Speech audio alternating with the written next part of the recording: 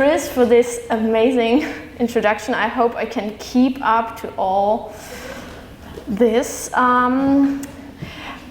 It's a great pleasure for me to be here, to speak here, and thank you all for coming for this talk tonight.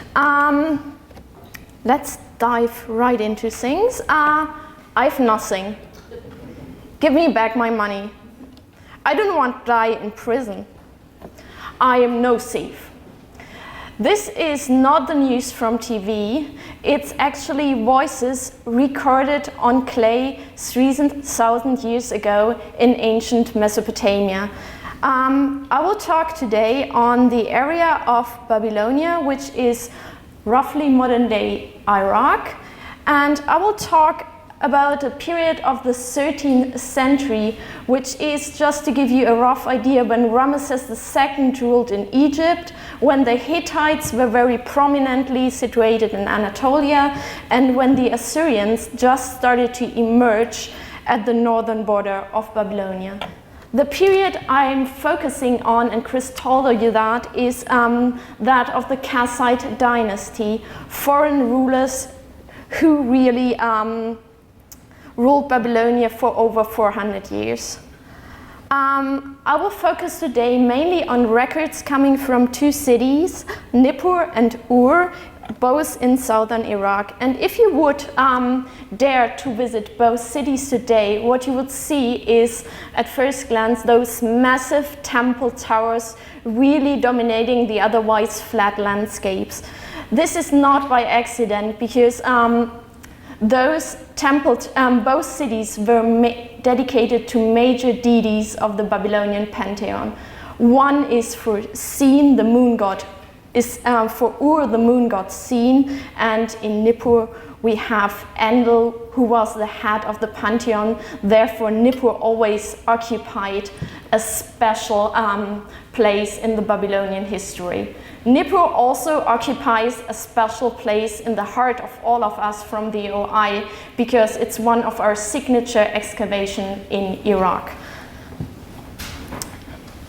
But today's talk is not about those cities. It's not about kings, it's not about gods, but it's about the people who lived, who farmed, who baked and brewed in those cities. And their lives can be reconstructed from hundreds, in case of Nippur, thousands of clay tablets. And some of them record ancient voices, so they are really speaking to us, but many are very terse in nature, and it needs a lot of patience and the help of the historian to really use those texts to tease out information about the struggles and dealings of everyday life. I will try to use today those tablets and records to draw you a picture of what life has been for people living in those cities. And I must warn you, obviously, the life of one single individual, the fate, could be quite different, and I will give you two examples to get into it. One is coming from a letter sent by a very rich man visiting Nippur, and he is advising his steward, "I will arrive at yours on the 28th day without fail. The 10-day-long banquet in my honor shall be abundant. There should be good flour, big jars of drinks, and thick beer shall be plentiful." And he made even sure that the beer is not warm but cooled by preparing cooling vessels. So this person certainly had nothing to fear about. He won't go hungry. On the other hand, we have the very satirical a very satirical literature piece which tells us about the life of a poor man in Nippur. A man, an inhabitant of Nippur, destitute and poor. Gimel-Ninurta is his name, a miserable fellow. He dwells daily in his city Nippur, and he does not possess silver, he does not possess gold. His storage is deprived of pure grain, and his belly is burning in desire for food. His countenance is miserable in the desire for meat and beer. Obviously, those two cases I opposed here are extremes, and life for most people may somewhere lie in between. And it's exactly those underlying economic, legal, and social structures I try to visit with you today, and have in the end a glance why the poor man of Nippur ended up as poor as he was. Today's talk will be structured into 4 parts, which are not all equal in length. I will first cover how Babylonians earned their income, and it's very different from modern incomes. We will see then what people did with their income, and to add a bit of tension to that, I will then explore with you the connections between debt, crime, and prison, and at least also slavery. But let's first start on a positive note.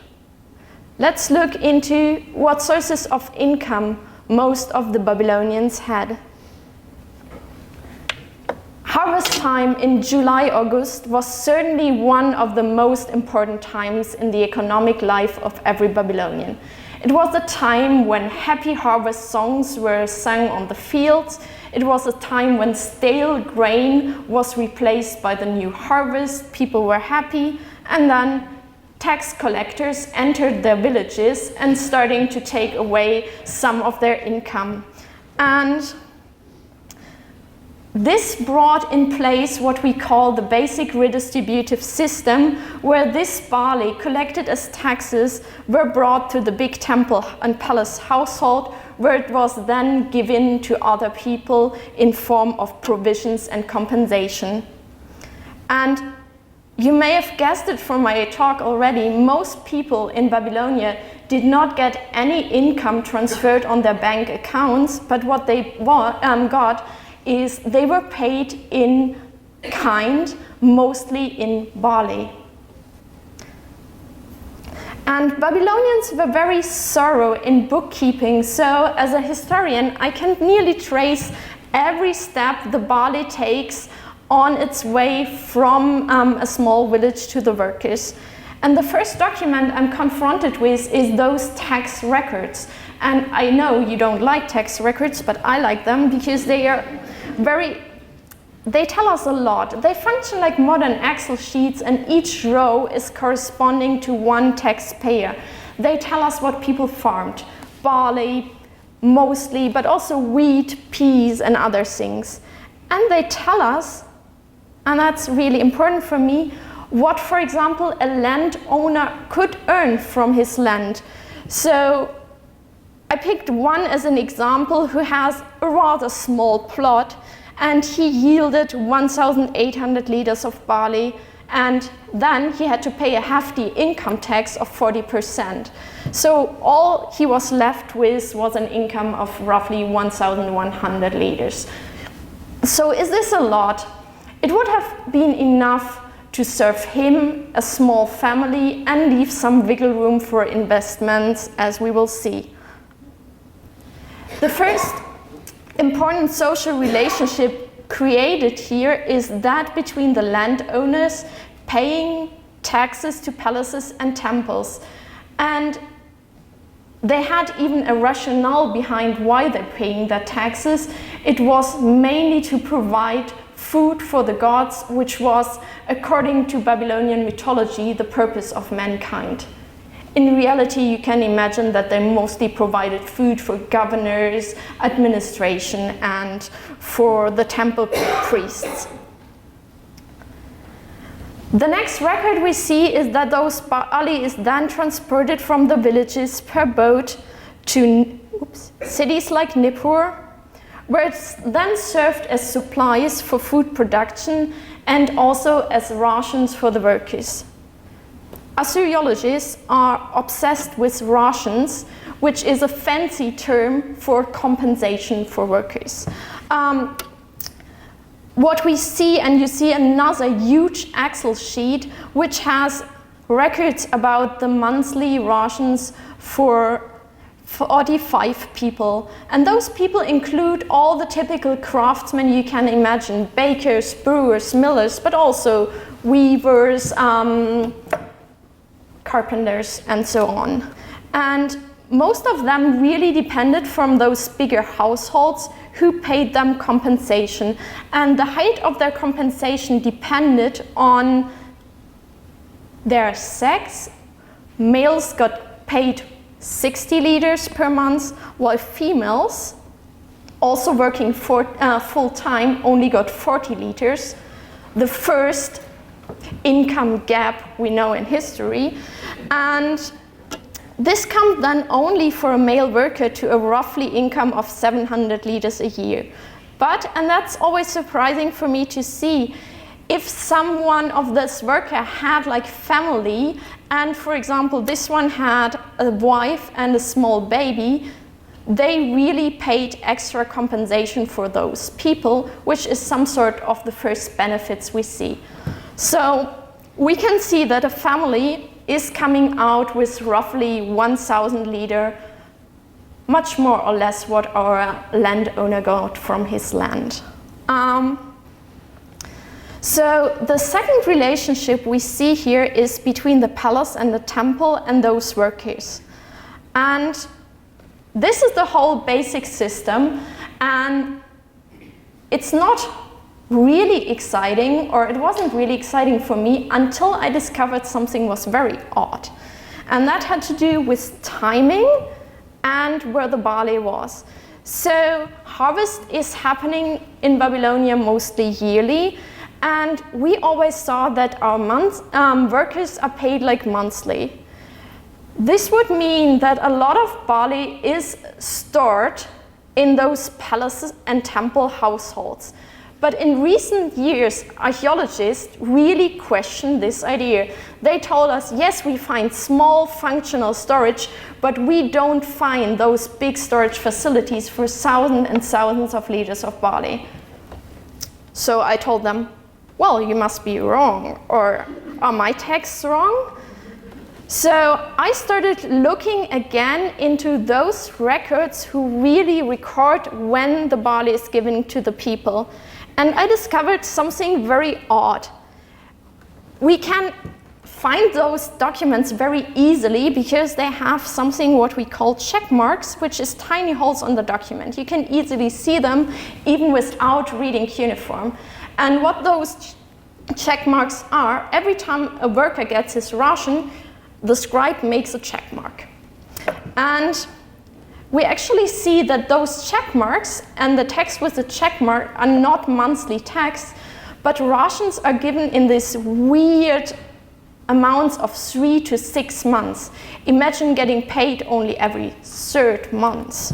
So this still didn't solve the problem where the barley is between the harvest and those periods of 3 to 6 months. And I called this my quest for the lost barley, which is less exciting than other quests, but nevertheless. I went back to my landowners and taxpayers and looked actually how did they pay their tax. And I was surprised that I found them not only on tax records, but also on other documents like this big broken tablet where they are listed as debtors. So how did this function? Our landowner, whom you know, had to pay 740 liters. What he paid right away was only 140, and he was owing 600 liters or 80% of his taxes. So what he then did is, not having tax debts very long, but he paid his taxes over time. And the palace and temple household actually liked that because they did not have to store the huge amounts of grains. And the people liked that, as we will see, because they could hold on and do other things with their barley. And the tax collectors didn't like that because they had to enter the village in regular times, about 3 times a year, to collect this barley. And this means that our workers get paid every time taxes are collected. And this also means that a lot of our barley is not in storage, but actually in circulation.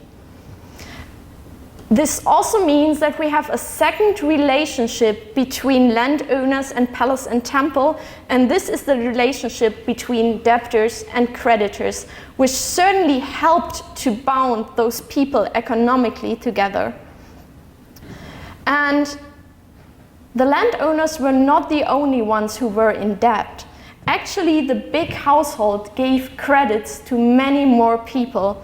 And a huge group we see on this tablet is like craftsmen and the families, the very workers you have seen just a moment ago. And the average debt, and you can compare this to your personal debt if you want, of a male was 300 liters of barley, which is 40% of the income, which also corresponds to the taxes other people paid. So we have this close relationship between debtor and creditor, which nearly includes everyone living in Nippur, living in Ur, and living elsewhere. And the palace and the temple was not the only one serving as creditors. We see a lot of problems arising from merchants coming into this system, but also, and that might be surprising, everyone who had a surplus of grain could start loaning out. And imagine that you're doing this, giving out credits to friends and so on. Actually, the governor warns in a letter to not borrow from private households. But this didn't stop people in Nippur. And I really started understanding the system of debt better when I found a jar. And actually, the jar was not filled with old beer, luckily, but it was filled full with clay tablets Mac and the OI excavated in Nippur. And this documents how a private archive owner gives out credits to people. And he was like very generous, handing out 1 year 2 credits of 450 and 300 liter, and then the next year, and so on and so on. So you may ask, why did people loan out their barley? Actually, it was very profitable, because this guy earned, when the loan had to be paid back at harvest time, what we see is like hefty interest had to be paid. In this case, the interest of this loan was 20% for 7 months, and it could go as high as 33%. And this explains why everyone who had like some spare barley, rather than letting it rotting in storage, put it out in circulation and let it work, let it become more barley in this system. So at this point, you may ask, if I'm paid in barley, what can I do with all my barley? Of course, you can eat it in form of bread, grits, or whatever you want, or transform it into something better, beer. But all this leaves you not closed and your house empty. So what we will look now into is how people invested their barley. And to do so, I will change location and go to my another city, to Ur, and I will introduce you to one of the main protagonists for tonight, which is one of my favorite brewers, Shamash Etir. He lived likely in this house on Quiet Street. The archaeologists called it Quiet Street, but all the documentation we have from his archive shows that life wasn't quiet there at all. Because you will see that many of his documents were either purchases, which is nice, or crime related, which is less good. So, do we see any smaller purchases in his archive? Did he buy a goose for dinner, or did he buy some vegetables? All those things were never like recorded on clay. What we see recorded on clay are his important purchases. But due to, Shamash Etir would call it an unlucky circumstance, we know very well of his most valuable possessions he had. Because one time in history, his house was burglarized. And he made a whole list of things stolen. And this included, and now imagine the thieves carrying it away, 2 tables, 1 millstone. Why did they bother with furniture? You wouldn't steal that. It's because Mesopotamia was extremely poor in wood, in stone. So those were actually very valuable possessions. The other possession they had, animal hides, wool, and garments, really lead into what I call the small investment strategy. Textiles is the basis of small investment, and think about that when your significant other invests in textiles the next time. So you could acquire textiles purchasing, but we'll see later that this was not a good idea. Mostly they were produced with the wool, which was stolen, in households. But our brewer also got some garments when a debtor was unable to pay, and he had to give 2 garments instead of the barley. Why are garments valuable? Other than barley, they didn't spoil after a year. They were very constant in value. They were easy to store, and they were one of the most valuable export products of the Babylonian society. And other than the next thing, which I already teased, cattle, they rarely caused any problems. So what we see on the next level of investment, we see them investing our brewer into small cattle, cows, calves, also a bull. And what might be interesting, at least it's for me, is to see how people paid. And that's using barley and garments going up a step in the investment hierarchy. Cattle is a good investment. They have high utility value. Only think about milk, cheese, and other things. Herds experience natural growth, and they provided security in times of crop failure. The big problem with cattle is none of our brewers were herdsmen, so they had huge trouble with cattle theft, as we will see. Textiles and cattle are what I would call also very, and we'll see that, affordable to lower income families. But the next 2 things weren't. Our brewers were rather well off, so what they did was also investing in slaves. So the first thing we see when they buy slaves is how they pay. Barley, garments, animals. 1 step up in the investment hierarchy. And what they mostly did, they bought small children from struggling families, learned them or taught them a craft, and this way they didn't only gain valuable by growing up and becoming better workers, but they were also very valuable in household textile production, or you can even use them for brewing or something else. Slaves did cause problems, but overall we see that they had a very hidden usage for our brewers as well, and you have to wait until the end to see that. The last step in the investment, and that's somewhere where you can relate, is real estate. Actually, we don't find that many real estate documents from Babylonia, from this period of Babylonian history. Might be coincidence, but a lot of people inherited their real estate rather than buying it. This has a reason. When we look back to Nippur in our clay pot, we find 1 purchase document for a house plot, and actually I can tell you right away it's very expensive.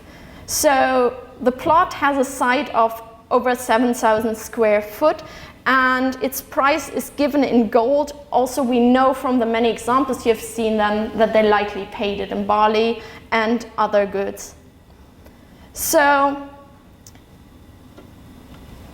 to get a better feeling about how much your barley is worth, what we really need to look into is comparing the incomes we see in the first part now with prices for some goods to get an understanding what people could actually afford.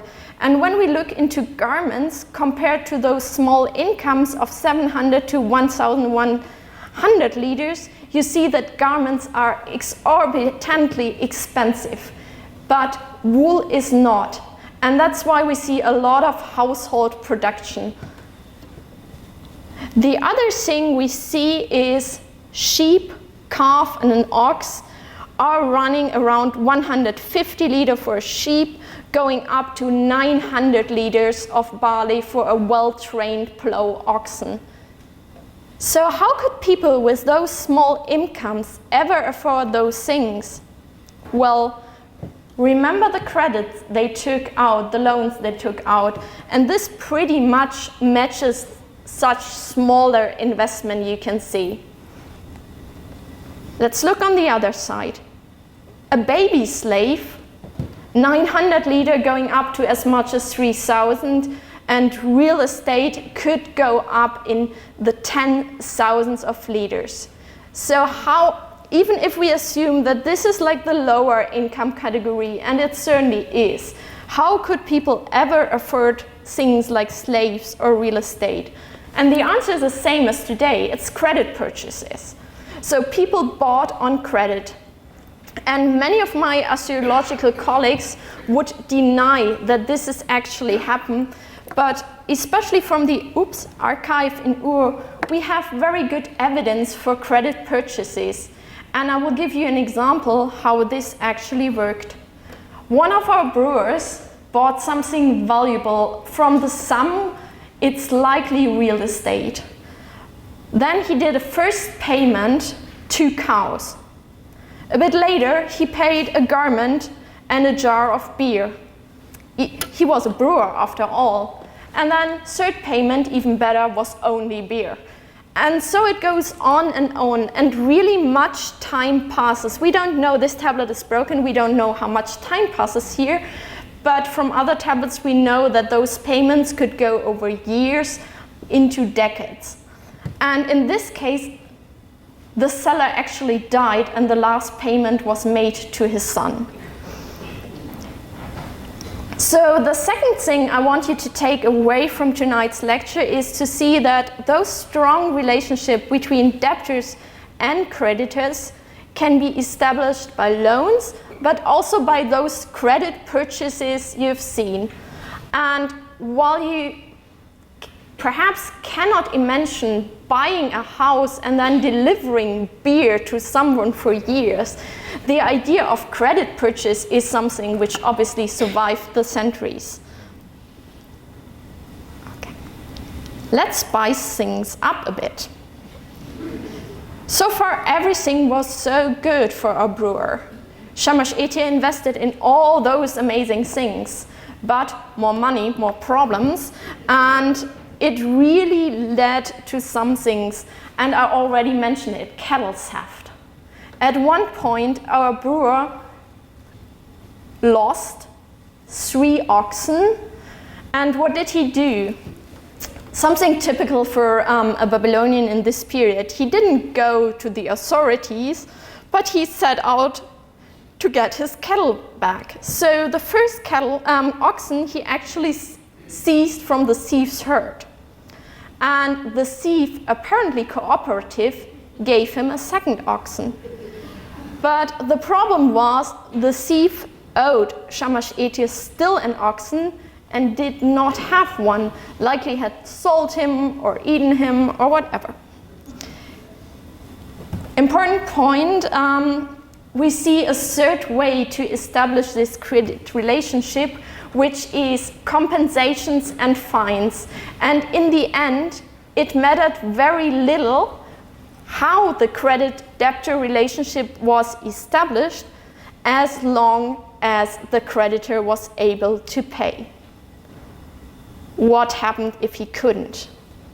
Let's return to our cattle thief. He was obviously not able to pay. Time passed by, he died. Shamash-Etir at a certain point really lost his patience and seized the son of the thief responsible for his father's debt and hold him prisoner. This may sound really drastic to you, but it's not a singularity. If we return to our jar, where this rich man in Nippur lended out to multiple people when they didn't pay, like this Bulalu, who really said, "I've nothing to give," he took them prisoners. And he wasn't his only prisoner, because a second debtor had the same fate. So how can we imagine this imprisonment? Did they sit in a dungeon in chains, chained to the walls? Did they wait until someone ransomed them out? So what happened to those people is that imprisonment is not like not like Alcatraz, it's not like a modern prison, but it's a social institution. Normally those debt prisoners were kept in the house of the creditor, or in bigger household, the governor, a temple. They had perhaps a room, sometimes even a building called prison with an overseer. And the people were restricted in movement, but only if they tried to flee. They were kept in chains, because their main purpose was actually to work for their creditors and thereby at least pay the interest for their debts. I just mentioned that mistreatment was punishable by the law, so there was one protection, but being a debt prisoner, as it was like until the 19th century, is certainly not a nice fate. So one of my poor debt prisoners, a cattle theft, actually wrote to his lady, I do not want to die in prison." So was there a possibility to die in prison? Or how could people get out of this very bad situation? So what actually happens is, in case of Bulalu, one of the prisoners of our jar archive holder, who said, like, "I've nothing to give," he actually reached an agreement with his creditors, who gave him another deadline of 4 months, and Bulalu was even allowed to pay a sheep, so he got out pretty well. This could only happen because our creditor still had trust that our debtor would pay. And trust is likely the most important part in a credit relationship. And you see this every time you look at your trust measure, which is like your credit report, and where you see on your score your credibility as a debtor. And in Babylonia, this was highly based on social measures. But what did happen if the creditor lost trust that his debtor would pay? Person is still in prison, and he cannot pay and he cannot get out. What normally happens in Babylonia, and this is something very typical, is that a third person, we call them Serdis, steps in. In this case, Taribo acts as a Serdi.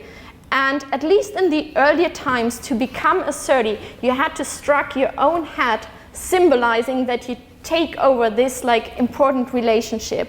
Because if the debtor couldn't pay, you had to pay with your own fortune, and in many cases like this one, you had not only to pay debt and interest, but to pay double as a fine. So for our debtor, this was lucky because he got out of prison, but this was only possible because our creditor placed now his trust in the Serdi. And actually the archive from the jar shows us very much how those, what I call networks of trust works. We see that our archive holder gives credits freely to many people he trusts, Taribu, Bulalu, and others, including the failing payer Rabba Shaninurta. When Rabba Shaninurta did not pay, the person who stand in as Serdi was no other than Taribu. He's also a debtor of our archive holder. And this, why it sounds crazy, it somehow makes sense, because if you trust someone to pay his own debt, you would trust the same person to pay someone else's debt as well. And this brings us to the second very important trust relationship here. It's between the surety and the debtor, because using your own fortune to pay for someone else is very, very risky. And you would only do this if you have a stake in this person. And this is normally wealthy extended family, business partners, or superiors. So why would superior have an interest? Because if someone is sitting in prison, he cannot work for them and they are missing their important worker. So that's why they often acted as sureties. And sureties could help us to solve even the most craziest cases, as you will see in the following example. It starts all very slow. The problem is a cow. And you see Shamash Etir again and his colleague Nabshiru. And they had just to transfer a cow from a herd to the high priest, who was also their boss. The high priest, or perhaps his butcher, slaughtered and consumed the cow. The cow was gone, but then it turned out that the poor animal was stolen from a certain kalbu. So you could imagine an easy solution. The priest would just replace one cow for a cow and the problem could be solved. But this is not what happened. So Kalbu was forced to seize one of the people who transferred the cow and hold him prisoner. Now you know what's coming, surety, but that's not what happened. Actually, the high priest was somehow annoyed that one of his workers was sitting in prison and sent the following letter. Shamash Etir is a thief, Nabshiru is no thief. His interest was pressing, obviously, Kalbu to release Nabshiru. This actually happened, but Kalbu seized Shamash Etir. And at this point, sometimes clay table do things you don't understand, and people do so as well. And in this case, Nabshiru did something I still think is stupid. He declared solidarity with Shamash Etir, because after all, they had transferred the cow together. So they said, why is Shamash Etir a thief? Why am I no thief? So Kalbu really lost patience and seized both of them.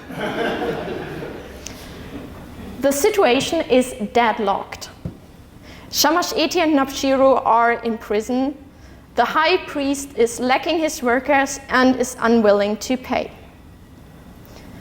And then finally help comes in form of a surety, but it's a special suretyship in this case. A certain Apludu stands in for both men and gets them released.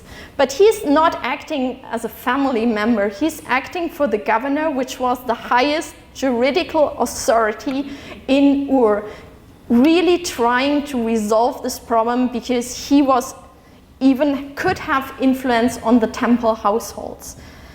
So he pays Kalbu 6 cows as compensation. But he did not take them from his own herd or from the governor's. He went and took them from the temple's herd. So our high priest had to pay after all. Shamash Etir is happy because he got out of prison. And we see something very important. Even if a surety pays, and that's what we see rarely, this person will come back to the original debtor and try to get its money back. And this brings me to the last point of today. What happens if a debtor could really not pay? First of all, things had to go. Textiles and small cattle went first. You saw them already exchanging that if they couldn't pay. Slaves are very interesting because before they would be sold, they could pawn them out, send them as a debt prisoner instead of oneself. Real estate could be pledged and in the worst case sold as well. And in the end, if things got very dire, it really comes down to the bare bones of the family. You already heard, slaves went first, and then what followed are the children, and they are actually the source of those slaves which other families bought. So if you had small children, one possibility was, if you were in poor and destitute, to sell your own children. If you have older children, you would pawn them out first. Then the next thing you could dispense of is the wife. Because at least the workforce of the husband, the creditor, still stood. So I show you one very sad example where a whole family is in debt slavery except of the father. So the mother, her 3 sons, and even the wife of one of the sons was sold as debt slaves to the governor. And we only know about this because likely 2 people of their family stand 30 for them, but they did not get them out of prison. What actually happened is that they asked the governor to allow those people to leave the prison in the evening and to enter again in the morning, having at least some family life. And both 30s had to vouch if those people would flee, they had to replace them with other slaves of their own. And I still owe you one last case from a brewer, and this is actually very sad and funny one, because he pawned out his own wife, but gained for some reason some funds and wanted to have his wife back. So he went to the governor, brought him another slave girl and told, "Can you please exchange?"